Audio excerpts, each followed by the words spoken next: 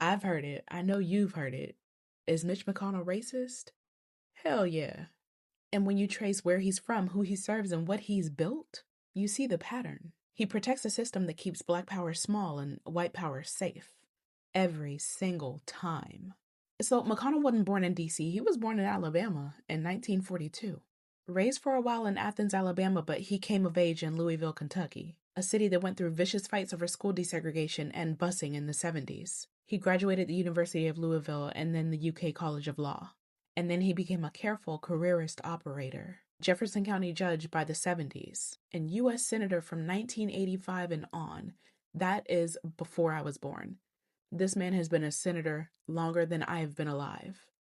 That's insane. So his political DNA is Deep South plus Border South, where law and order talk, and local control are the polite suits that old systems wear. McConnell figured out the cheat code. Courts outlast elections. He blocked Merrick Garland for nearly a year, then jammed through Gorsuch, Kavanaugh, and Barrett in 4. He flooded the lower courts with lifetime judges. And what did those courts do? Gutted voter protections piece by piece. Killed affirmative action in college admissions. Greenlit voter ID purges and map games that primarily hit the Black, Latino, and Native communities. He didn't have to say stop Black power, he just built the bench that would.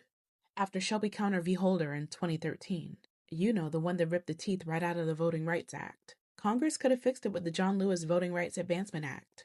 But McConnell's line was, there's no need for federal oversight. Meanwhile, states sprinted to pass voter suppression. Same day, gone. Drop boxes, cut. Maps, remade overnight. He also trashed the For the People Act that would have set national standards. Early voting, automatic registration. Limits on extreme gerrymanderers. The result? The rules stay riggable wherever Black voters are a threat to the status quo. This isn't random, this is incentives. He's the Senate whisperer for corporate donors, dark money networks, and the modern conservative legal project. He championed Citizens United-style deregulation of money and politics. More donor power, less public power. He opposed the $15 minimum wage, fought broad student debt relief, tried to repeal the ACA, policies that would have narrowed the racial health and wealth gaps in places like West Louisville and the Black Belt. Keep labor cheap, keep money loud, keep turnout low, and the power stays predictable. Now, when race comes up, he reaches for erasers. On reparations in 2019, this fool said no one alive today was responsible. On voting disparity in 2022, he said African American voters are voting in just as high a percentage as American voters. Now, then he walked it back. The move is always the same. Downplay the harm, deny the need, and delay the fix. I'm not in his head, but the patterns tell the truth. Geography. Alabama and Kentucky politics, shaped by segregation fights and local control.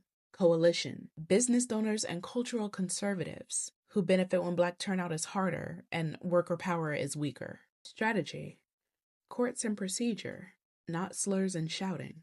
So whether he feels racist is actually irrelevant. The outcomes of his choices consistently entrench racial hierarchy. That's not an accident, that is architecture. Mitch McConnell is a living example of how racism survives without ever having to raise its voice. You won't hear the word, but you'll feel the consequences.